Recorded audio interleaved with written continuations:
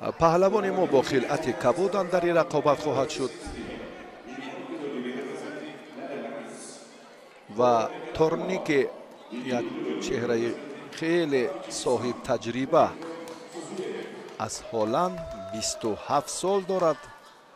اکنون این رقابت من فکر میکنم بسیار شدت دیگر میگیرد، چون که جوانه که با یک نیرو و قوه و اراده قوی به میدان برآمده است و در مقابل تورنیک سیاکادو آوی یک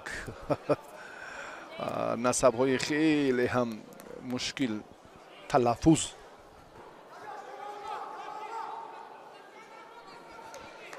و با همون نامی که چون معرفیش کردیم تورنیک سیاکادو ایا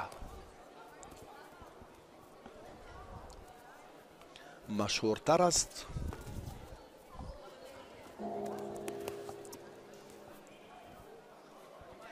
مهرزاد صوفیف حالا توجه رو برای همان بیشتر دفاع کردن روانه کرده است. همین طور هم باید باشد، چون که این پهلوانی که حالا با خلعت سفید است در مقابل ورزشگری 23 ساله ما یا 24 سال لکی در رده‌بندی بهترین ها هم الکی با 1127 امتیاز زینه به زینه بالا می رود. پهلوان ما در بیشکک در جام آسیا سال 2019 برنده مقام اول به سفره ظفر برآمد. در شهر دوشنبه پرتافت های خیلی جالب بود، دیدنیش هم و مخلصان بیشتر پسند آمد. در مسابقات گرند پری جای سیوم را گرفت. در قزاقستان اکنون ما شاهد بودیم که چگونه در مسابقات گرند اسلم رقیب قزاق خود را 2 مرتبه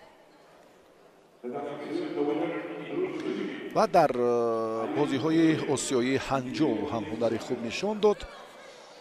برای مدال برنجی این همین چهره هنر نمایی کرد، اما جای 5 را گرفت.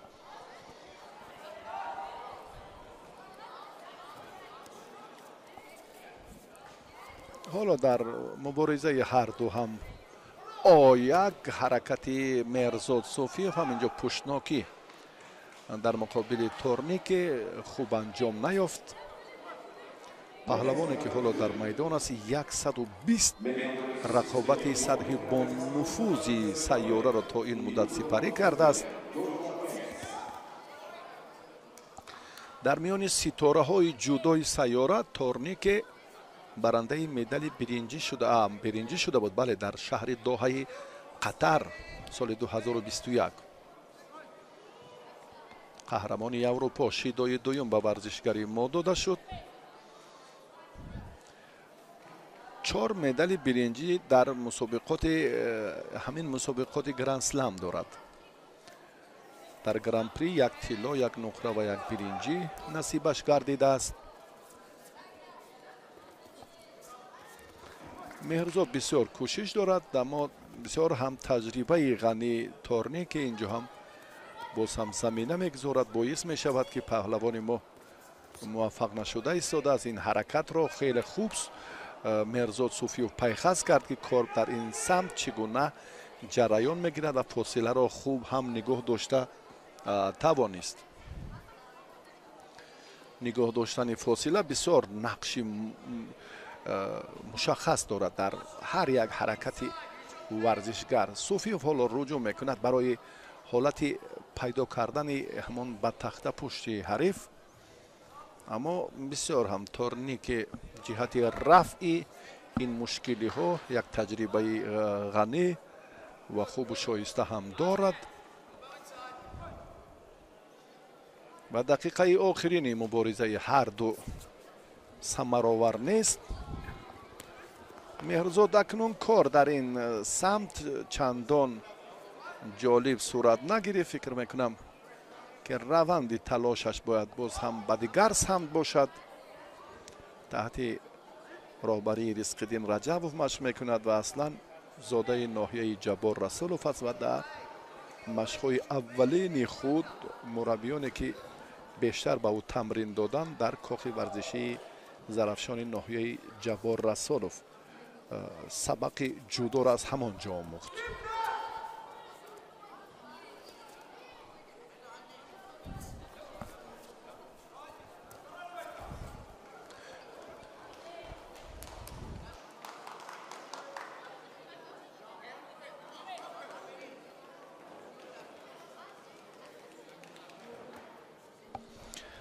акнун ҷамъи амалҳо, ҷамъи ҳаракатҳои ҳарду варзишгар инҷо ҳам мадди назар аст.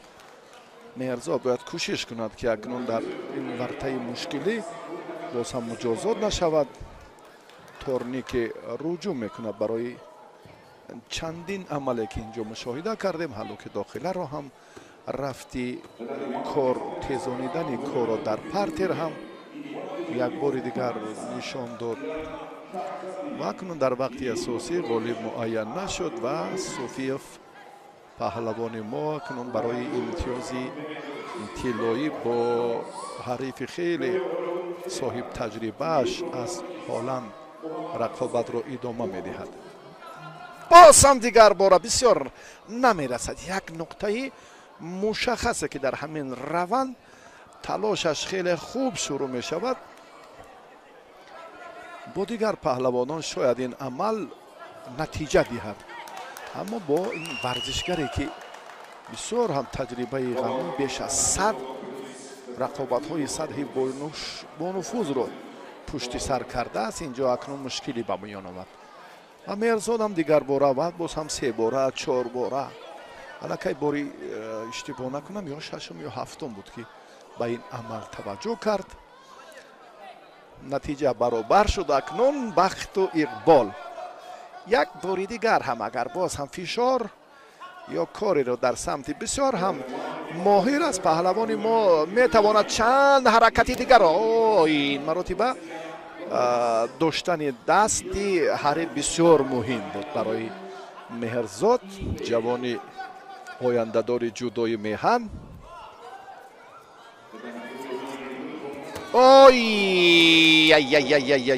яй таҷриба аз ҳисоби анамон нигоҳдошти фосила афзале кард. дидед торнике корро дар истифодаи ҳаллуки беруна бисёр аз фосилаи дур сомон дод ки меҳрзод ин лаҳзаро умуман интизор набуд. бисёр ҳам устокорона торнике дар ин фурсат амал кард. таассуф.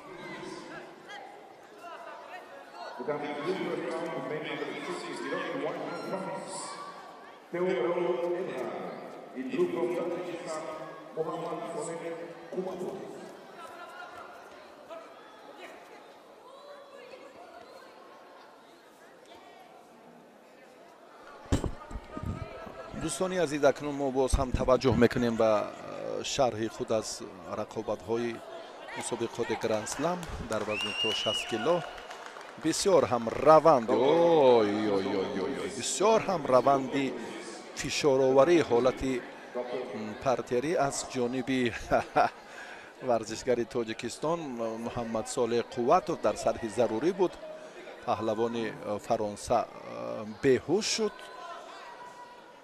дар ин ҳолатҳо албатта озодӣ инҷо фурсате ки худ ба ӯ кӯмак намекунанд як сонияҳои башумор.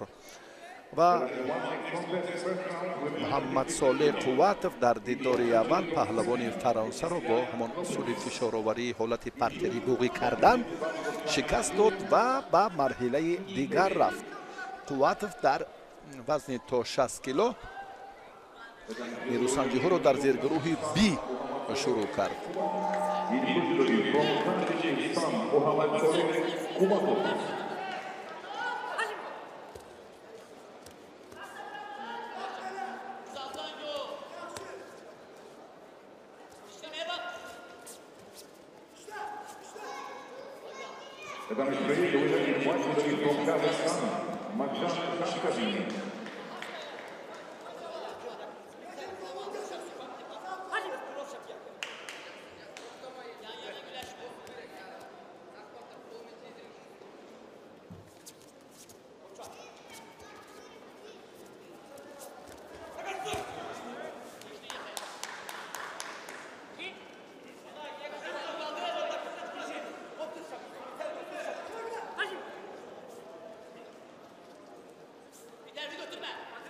Mesdames et messieurs, le contest s'assura au titre de 60 kilos. Il doit se retrouver en prochaine. Pour le Chalwa, il joue de l'Olivier.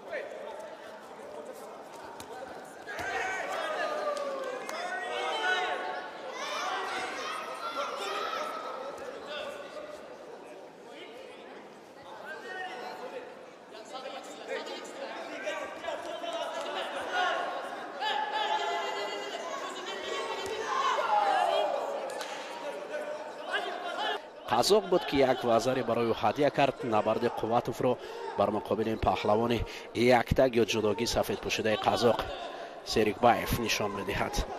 қувватов барои паҳло овардани рақиб ҳанӯз қуввааш нарасидааст. баръакси ҳол қувва ба ҷониби паҳлавони қазоқ аст. хуб, рӯзи аввал аст ки мо рақобатҳои гранд слами абу-дабиро пешкаши шумо мекунем.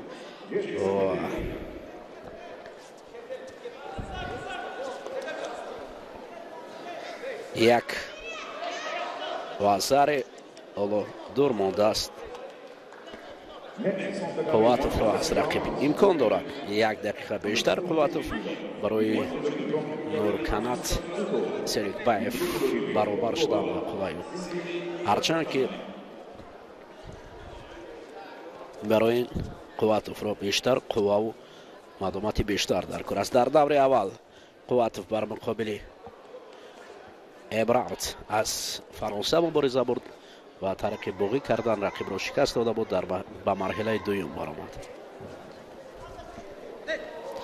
ҳоло як вазари ҳисобро то ҳанӯз тағйир надодааст. ҳолати асайкоми дар ин ҷо серикбаев мехост қувватовро нигоҳ дорад ва ба қавли дигар вақткушӣ мекунад. серикбаев ба хотири ки як вазаре дорад, ҳоло қувватов камфаъол аст. инҷо эҳтимол аст ки барои паҳлавони мо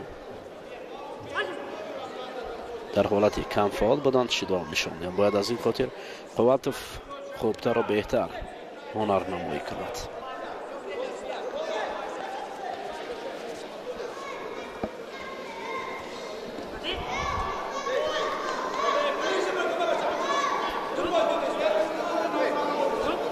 барои ҳарду паҳлавон шидо нишон медиҳад довари марказ.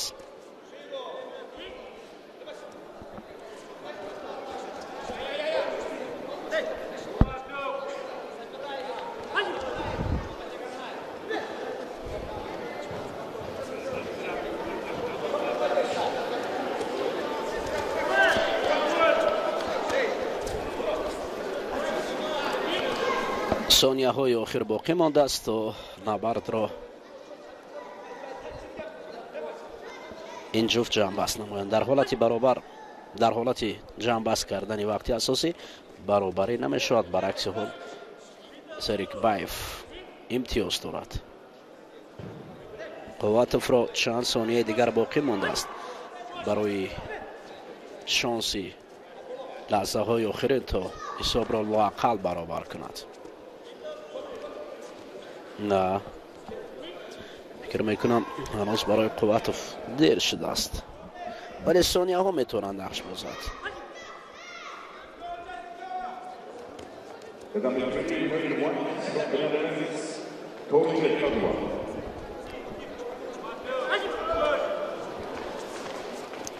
ин ҳуҷумҳои қувватов, вале аллакай дир шудааст. Як вазари Серикбаев Қазоқро ба марҳилаи минбаъда бурд ва афсус ки Қувватов аз идомаи набардҳо маҳрум шуд. Дар вазни зери 60 кило Қувватов гӯштин мегирифт. متاسفانه پهلوانان ما در وزن زیر 66 کیلو هم از ادامه نبرد محروم شدند. کدام از این ورزشکاران حالا موفق گردند با پهلوان آذربایجانی در مرحله بعدی رقابت خواهند کرد.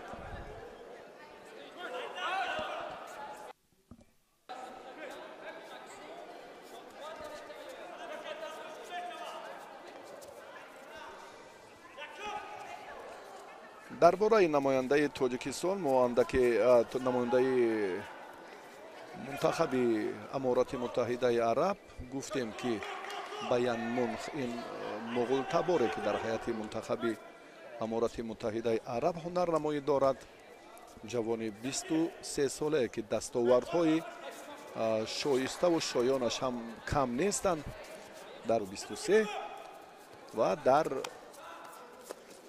هنجو در 19مین بازی‌های آسیایی هم همین نتیجه را نوکک در جمهوری مردمی چین به دست آورده بود. عابد جیبوف عضو منتخب جودوی کشور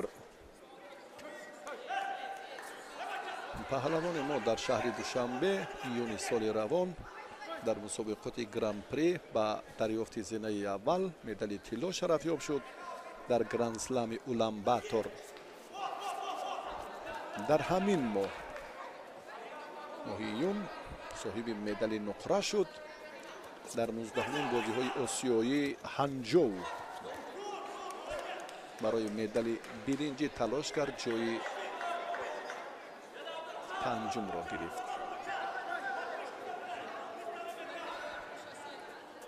حالا مقاومت هر دو پهلوان خیلی خوب است.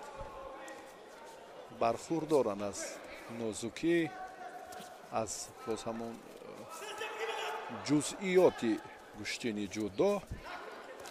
جیبوف که سالهای طولانی در فدراسیون روسیه تمرین میکرد، امروز هم علاقه فدراسیون جودوی کشور در یک سال اخیر بسیار هم به نتیجه های بهتر با همان دستاوردهای شایسته نایل گردید. اعضایان فدراسیون عضو منتخب جودوی میهن و خصوصا این نقطه هم در 19مین بازی‌های هنجو جمهوری مردمی چین اثبات دقیق خود را هم پیدا کردند. اینجا هم صداقت به وطن و ملت، میهن، پرافشانی پرچم که همیشه مورد توجه و نظر رهبرت عالی سیاسی مملکت قرار دارند و همچنین رئیس شهر دوشنبه که به ورزشگران این تحفه‌های عالی وعده دادن و این جایزه و مکافات‌های ارزنده هم خیلی در سطح بلند قدردانی شدند. و تعزق یابید جیبوف با همراهی مهرزاد صوفیوف چون برای مدال برنجی بازی‌های آسیایی رقابت کردند، جای پنجم را گرفتند. و حالا در مبارزه هر دو پهلوان هم چون گفتم که خیلی کسبیت خوب به نظر می‌رسد. وقتی که ورزشگر است اون جزئیات جودو پره بهره‌ور است، هنرنمایی‌اش هم به تماشابینان پسند می‌آید. دقیقه 3 مبارزه پهلوانان جیبوف در روند تلاشش اندکی چون که داور برگه زر نشان داد و پهلوان ما بیان منخ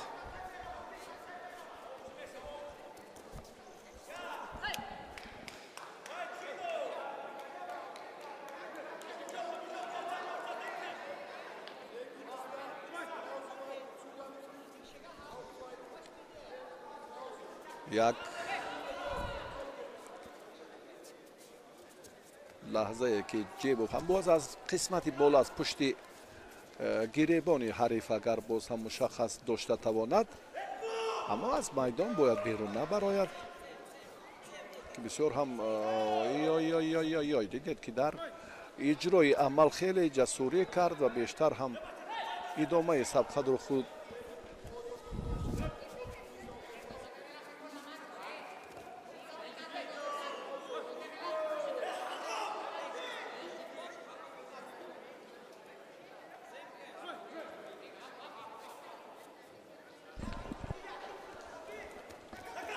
обид акнун дегарбора ҳам паҳлавони мо ҳаракати худро ҳам чун партофти пуштнокӣ хост инҷо анҷом диҳад 9 сонияи дигар.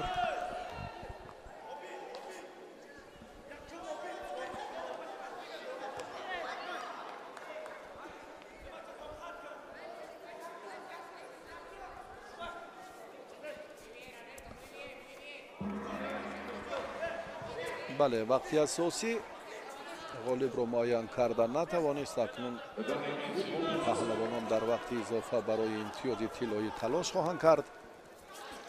ой обида чӣ ҳолат чӣ дар рафти муборизае ки мо аз ин чеҳра умедҳои бештар доштем бисёр ба саҳлангорӣ роҳ дод, имтиёзи тиллоиро аз даст дод ва Байерн Мюнхен дар ин ҷо муваффақ шуд ва ба марҳилаи баъдӣ рафт.